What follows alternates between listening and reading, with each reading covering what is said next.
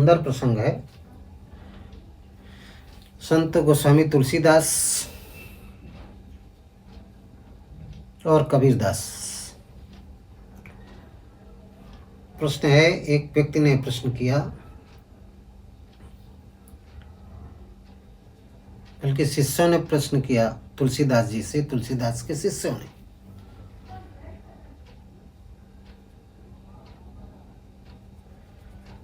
कि स्वामी जी आप शरीर त्याग रहे हैं, लेकिन संत कबीर के बारे में कुछ आप बताएं। क्योंकि कबीर, संत कबीरदास जी इनके पहले खत्म हो गए थे। पहले कबीर का युग था, बाद में तुलसी का युग आया। तो प्रश्न है कि मरते समय संत तुलसी ने कबीर के बारे में क्या गूढ़ रहस्य बताया। मरते समय संत तुलसीदास जी ने संत कबीरदास जी के बारे में क्या गूढ़ रहस्य बताया, ये आज का प्रश्न है।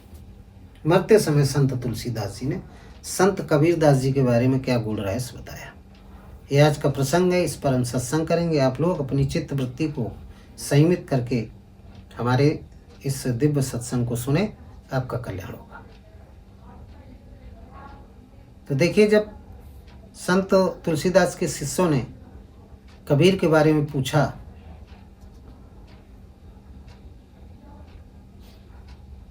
तब संत तुलसीदास जी ने बताया कि मेरे प्रिय शिष्यों, संत कबीरदास जी अद्वैतवाद के मानने वाले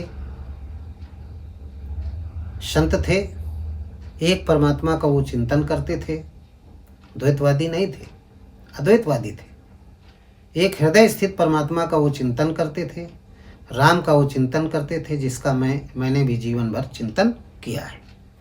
उसी राम का संत कबीरदास जी भी चिंतन करते थे, स्मरण करते थे, राम नाम का ही जप करते थे। वे पाखंड से रहित थे। श्रीमद् भगवद गीता को व भगवान कृष्ण को, श्रीमद् भगवद गीता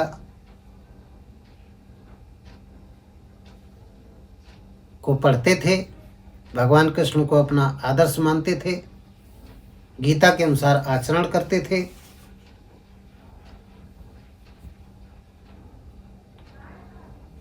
श्रीमद् भगवद गीता के सार को, चूँकि वो संस्कृत में लिखी थी, बीजक में प्रकाशित किया है, और बीजक की भाषा चूँकि सदुकड़ी थी, इस कारण मैंने गीता और बीजक दोनों के सार भाव को, गोस्वामी जी कहते हैं कि मैंने अवधी भाषा में रामचरितमानस के रूप में जनता के समक्ष दर्शाया है, प्रस्तुत किया है। संत कबीर ने भी बताया कि वो परमात्मा सबके घट में, हृदय में, यानी अंतःकरण में रहता है। उन्होंने अपनी साखी के बारे में बताया, जो मैंने बताया। मैंने बताया कि व्यापक ब्रह्म एक अविनाशी सच्चेतन घन आनंद राशि अष्टम हृदय अक्षत अभिकारी सकल जीव जग दीन दुखारी राम ब्रह्म व्यापक जग जाना परमानंद परेश पुराना। यही बात संत कबीर ने, उन्होंने भी दर्शाया। उन्होंने भी कहा कि सबे घट मेरो साया,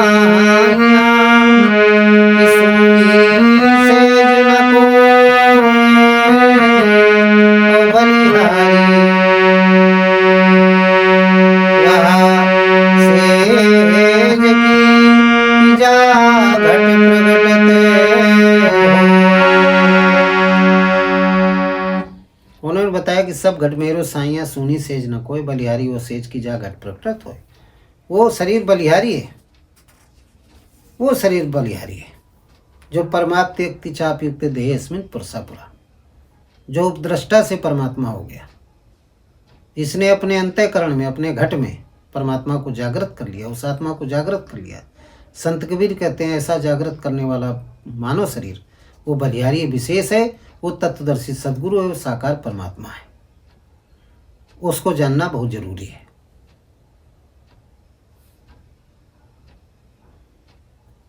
उसने ज्योतिर्स्वरूप, निरालंब ज्योति, ज्योतिर्स्वरूप परमात्मा को जागृत कर लिया है। इसको गीता में मैंने पढ़ा। ईश्वरा सर्वभूता नाम हृदय देशे अर्जुन तिष्ठति ब्राह्मण सर्वभूतानि यंत्रारूढ़ान माया ज्योत्सामप्त ज्योतिस्मसा च परमुच्यते ज्ञानम ज्ञेयम ज्ञान गम्यम हृदय सर्वस्व विष्टतम और अर्जुन से कहा तुम्हें शरणम गच्छ सर्वभावेन भारत तत्प्रसादम परम शांति स्थानम प्राप्स्यसि शाश्वतम। हे अर्जुन, जो ज्योतिर्स्वरूप परमात्मा सबके अंतःकरण में विराजमान है, उस परमात्मा की शरण में जाओ, उसी का भजन करो, उसके अलावा और किसी का भजन ना करो, उसी का भजन करिए। ये भगवान कृष्ण ने बताया। तो संत कबीर कहते हैं कि उसी का भजन करो। तो संत कबीर उसी का भजन करते थे। गोस्वामी जी कहते हैं कि वो सदैव उसी एक परमात्मा का चिंतन करते थे। तमाम संसार के पाखंडी लोग संत कबीर को पूर्ण ब्रह्म बता दिया, जबकि वे एक संत थे। वो एक संत थे, आत्मा उनकी जागृत थी। गोस्वामी जी कहते हैं इसलिए ब्रह्मवाणी उनके मुख से निकला करती थी। वो राम नाम का हमेशा जप करते थे। ऐ मेरे प्रिय शिष्यों, संत कबीर हमेशा राम नाम का जप करते थे। ब्रह्मवाणी निकलती रहती थी। कहीं भी जाते थे, किसी भी क्षेत्र में, यदि कोई पूछता था उनसे कोई बात, तो उस बात को सीधे नहीं बताते थे, अपने दोहे और साखी के माध्यम से उसका उत्तर दिया करते थे। एक सज्जन ने पूछा संत कबीर से कि आपका इस दुनिया में कोई दोस्त और दुश्मन है? तो उन्होंने ये नहीं कहा कि मेरा कोई दोस्त दुश्मन नहीं। उन्होंने कहा कबीरा खड़ा बाजार में, सबकी मांगे खैर, ना काहू से दोस्ती और ना काहू से बैर। अपनी वाणी के माध्यम से हमेशा जवाब दिया करते थे। ऐसे अक्खड़ स्वभाव के थे वो, कभी सीधे सीधे नहीं, अपनी वाणी के माध्यम से, साखी, दोहे और शब्द रामायणी के माध्यम से वो जवाब दिया करते थे। वो तत्वदर्शी संत थे। संत तुलसीदास जी ने कहा अपने शिष्यों से, संत कबीर ने जाति, धर्म और सामाजिक पाखंडों का जीवन भर विरोध किया। जीवन भर उन्होंने विरोध किया। मुसलमानों को भी पाखंड से युक्त होने को बताया, हिंदुओं को भी बताया। संत कबीर कहते हैं, संत तुलसीदास जी कहते हैं कि संत कबीर निराकार ब्रह्म के उपासक थे। कबीर का राम साकार न होकर कण कण में बसने वाला निर्गुण ब्रह्म था। संत कबीर फक्कड़ और स्पष्टवादी, निर्भीक स्वभाव वाले संत थे। उनके अंदर निर्भीकता भरी हुई थी। वो सच्चे भगवान के प्रेमी व दार्शनिक स्वभाव वाले थे। कर्म की प्रधानता के बारे में उन्होंने पुरजोर बल दिया। कर्म कांडों और पाखंडों का उन्होंने जीवन भर विरोध किया, उसको नकारा, बहुत नकारा। पाखंडों को नकारा, कर्मकांडों को नकारा। एक बार संत कबीर से किसी ने पूछा कि आप पत्थर देवताओं की पूजा क्यों नहीं करते? पत्थर में। तो उन्होंने कहा पत्थर पूजे हरि मिले तो मैं पूजूं पहाड़, और घर की चाकी को न पूजे ताको पीसा खाए, जाको पीसा खाए। यदि छोटे छोटे पत्थरों को भगवान मान करके, देवता मान करके लोग पूज रहे हैं, तो मैं बड़े पत्थर को पूजूंगा, जल्दी भगवान मिल जाएंगे। और उससे पहले मैं अपने घर की चक्की को पूजूंगा, जिसका पीसा खाते हैं।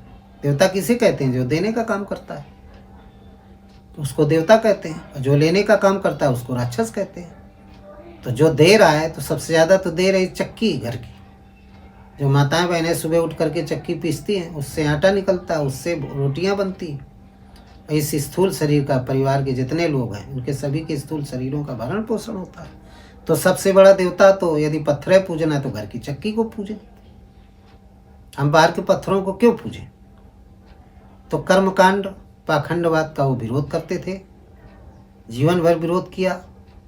और उन्होंने ये भी कहा अपनी वाणी में कि ईश्वर किसी को, वो आत्मा राम, किसी को कोई दुख सुख नहीं देता है, किसी को नहीं देता है। जैसा कर्म किया है तुमने वैसा ही फल पाएगा। और बोया वृक्ष बबूल का, फल आम कहाँ से खाएगा। अपनी वाणी में बड़ा सुंदर लिखा है, जैसा कर्म किया है तुमने वैसा ही फल पाएगा। जैसा कर्म किया है तुमने वैसा ही फल पाएगा।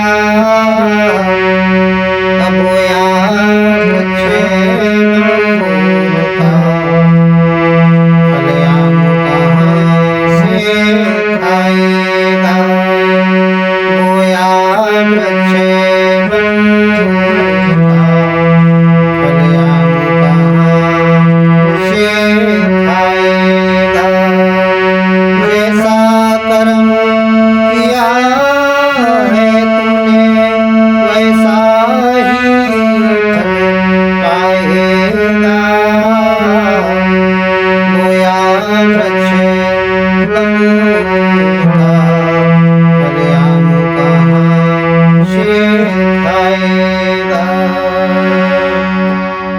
जैसा कर्म किया है तुमने वैसा ही फल पाएगा। अब बोया वृक्ष बबूल का फल आम कहाँ से खाएगा। संत कबीर कहा करते थे हमेशा, गोस्वामी जी कहते हैं अपने शिष्यों से कि हमेशा कहा करते थे कि इंसान जैसा कर्म करेगा वैसा ही प्राप्त करेगा। यदि वो बबूल का वृक्ष लगा रहा है तो उसे कांटे प्राप्त होंगे, आम का वृक्ष लगा रहा है तो उसे आम के फल मिलेंगे। अब बबूल का लगा रहा है, आम के फल की इच्छा करे तो कैसे मिलेंगे, नहीं मिल सकते, बिल्कुल नहीं, कतई नहीं मिल सकते। इसलिए हर व्यक्ति को एक एक कदम फूंक फूंक करके कर्म करना चाहिए, पग रखना चाहिए। ऐसा न हो जीवन में कि कहीं कोई गलत कदम उठ जाए जिससे उसका परिणाम हमको गलत मिले। बहुत फूंक फूंक करके, एक एक कदम बहुत फूंक फूंक करके रखना चाहिए। जो एक एक कदम बहुत फूंक फूंक के रखते हैं उन्हें जीवन में कांटे कम मिलते हैं, पुष्प ज़्यादा मिलते हैं। तो व्यक्ति जैसा कर्म करेगा उसको वैसा ही फल प्राप्त होगा। गीता में भी लिखा गया है कि जैसा कर्म करोगे वैसा फल देगा भगवान। यह है गीता का ज्ञान। गोस्वामी जी ने भी लिखा है, कर्म प्रधान विश्व रचि राखा, जो जस करे सो तस फल चाखा। ये संत तुलसी ने भी लिखा है। तो वही बात तुलसीदास जी कहते हैं कि संत कबीर कहते हैं कि जैसा कर्म जो करेगा उसको वैसा ही फल मिलेगा, वैसा ही भोगता है। संत कबीर ने ज्योति स्वरूप परमात्मा को ही राम कहा है। ये बात गोस्वामी जी ने और बताई। ज्योति स्वरूप जो परमात्मा है, जिसको गीता में भगवान कृष्ण ने लिखा है कि ज्योतिषामप तज्ज्योति, बहुत बढ़िया लिखा है, ज्योतिषामप तज्ज्योति और इस्थमसा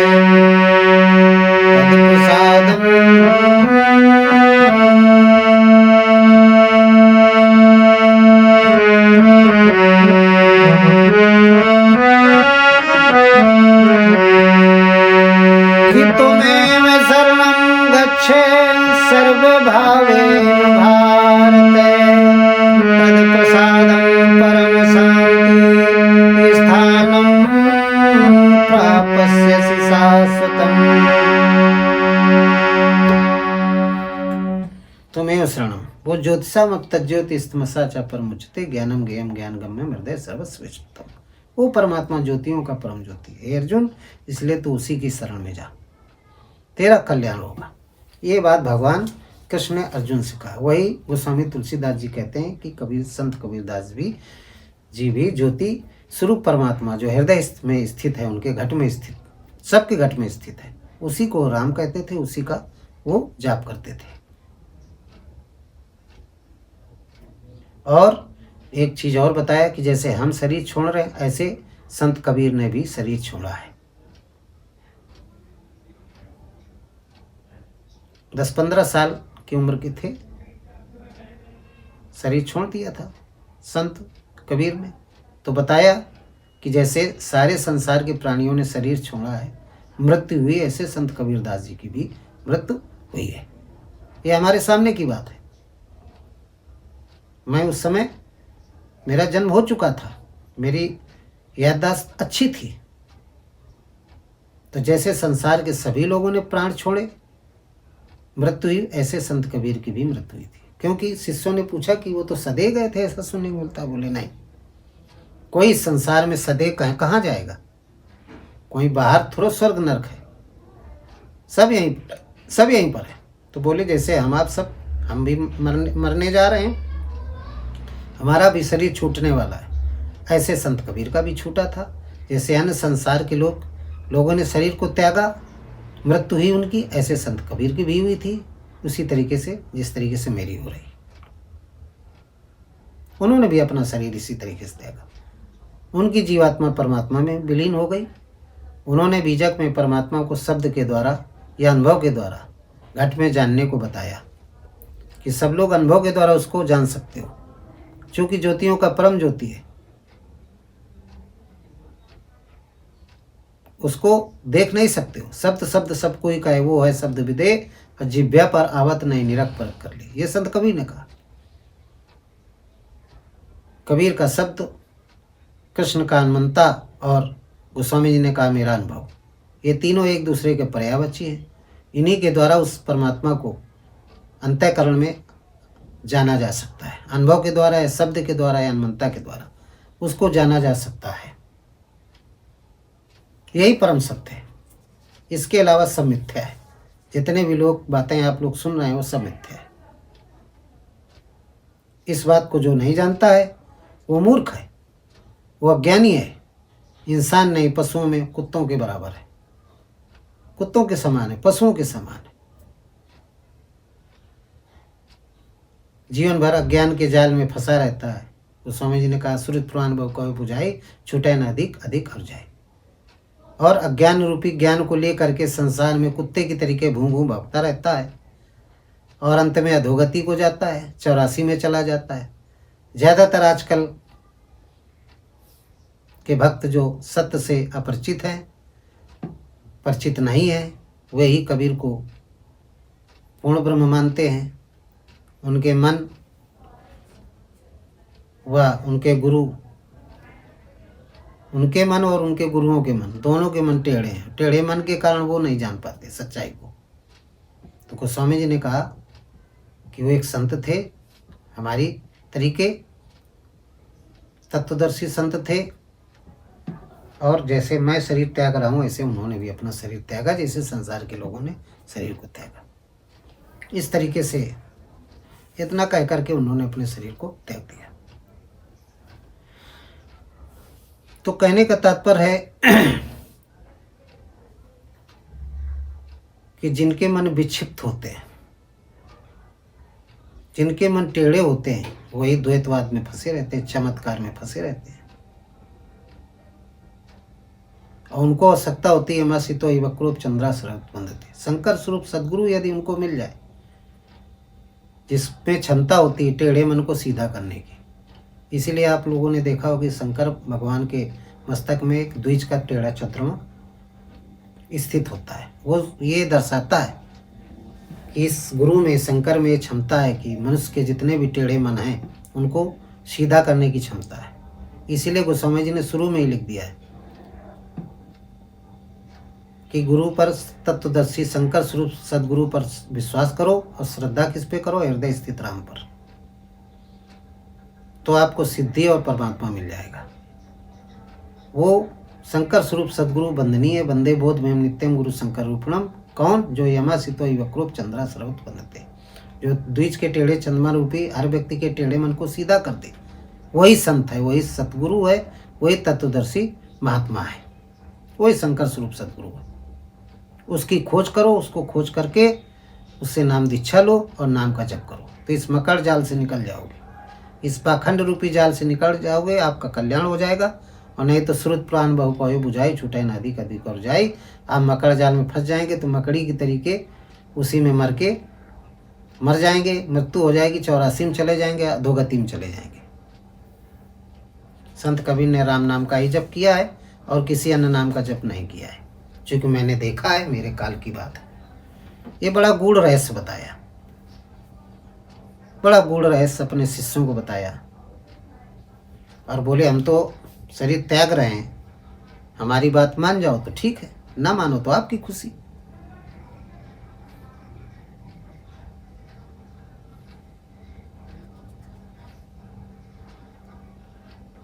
मेरे सत्संग को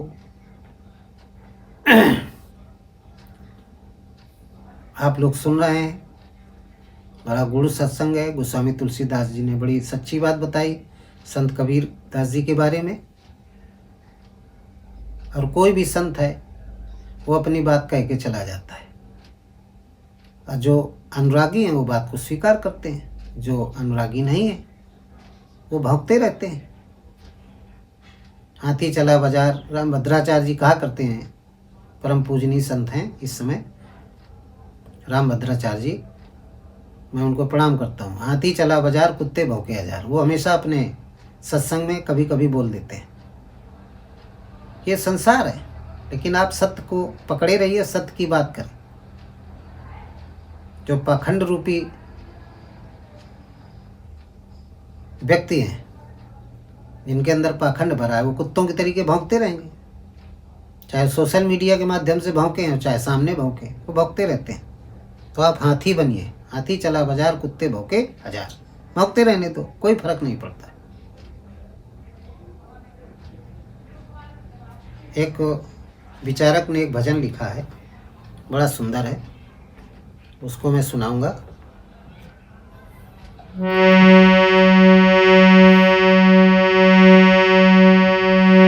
कि बात मानो न मानो, कौन सी बात? कि परमात्मा एक है, सबके अंतःकरण में निवास करता है, उसका स्वरूप ज्योतिर्मय।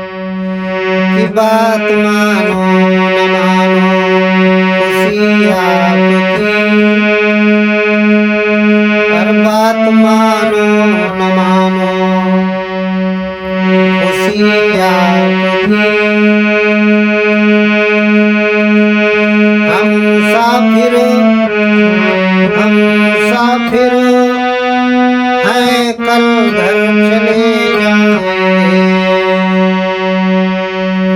हर बात मानो न मानो खुशी आपकी। हम मुसाफिर हैं, कुछ क्षण में रम जाएंगे, संत की बात पर भी जो चल जाएंगे, संत की बात पर जो भी चल जाएंगे, वो अमर नाम दुनिया में कर जाएंगे, संत की बात पर जो भी चल जाएंगे, वो अमर नाम दुनिया में कर जाएंगे। बात मानो न मानो खुशी आपकी,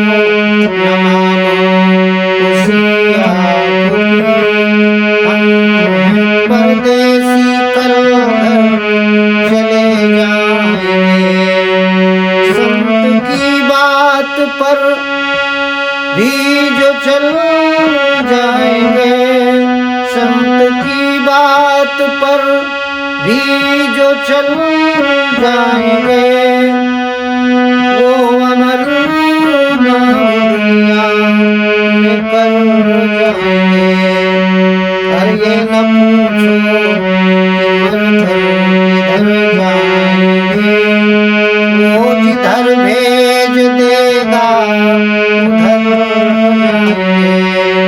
बात मानो न मानो खुशी आपकी, हम हैं परदेसी कुछ क्षण में रम जाएंगे। बात मानो न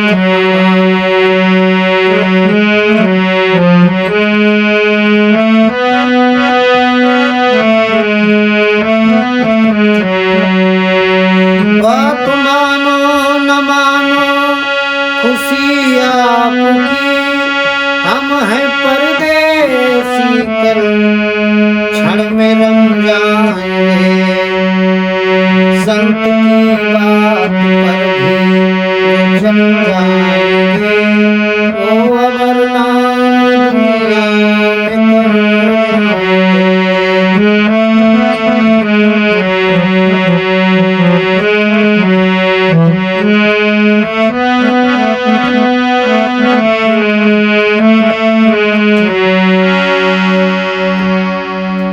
इतना कह करके संत गोस्वामी तुलसीदास जी ने अपने प्राणों को छोड़ दिया और अपने शिष्यों को बता दिया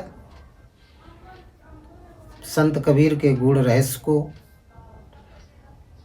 तो आप लोगों की बात समझ में आ गई होगी। हर संत, चाहे तुलसीदास जी हो चाहे और कोई भी संत हो, सब उस परमात्मा के यथार्थ सत्य को बताते हैं। अब कोई मानता है कोई नहीं मानता है, ये उसके व्यक्तिगत मन की व्यथा है, मन की सोच है, मन के अभिव्यक्ति है। मान रहा है कि नहीं मान रहा है, ये उसका स्वयं का निजी का विषय है। कल्याण चाहता है कि नहीं चाहता है, ये उसका विषय है। लेकिन संत अपनी बात कहकर चला जाता है। इसी तरीके से संत गोस्वामी जी रामचरितमानस लिख के चले गए। वेद अभ्यास पीठ के जितने भी संत थे सबने 18 पुराण शास्त्र वेद लिख के चले गए। संत गोस्वामी तुलसीदास जी रामचरितमानस लिख के चले गए। वेद अभ्यास जी श्रीमद् भगवद गीता लिख कर चले गए, संसार को छोड़ दिया। और संत कबीरदास जी ने बीजक लिखा, बीजक को लिख करके संसार को त्याग दिया, छोड़कर चले गए। तो सभी संत सत्य की बात बोल करके चले जाते हैं। कौन मानता है कौन नहीं मानता है अलग का विषय है। तो इन्हीं शब्दों के साथ आज का सत्संग हम समाप्त करते हैं। बोलिए बोलिए सच्चिदानंद भगवान की जय। बोलिए ओम श्री सद्गुरुदेव भगवान की जय। हृदय में स्थित परमात्मा राम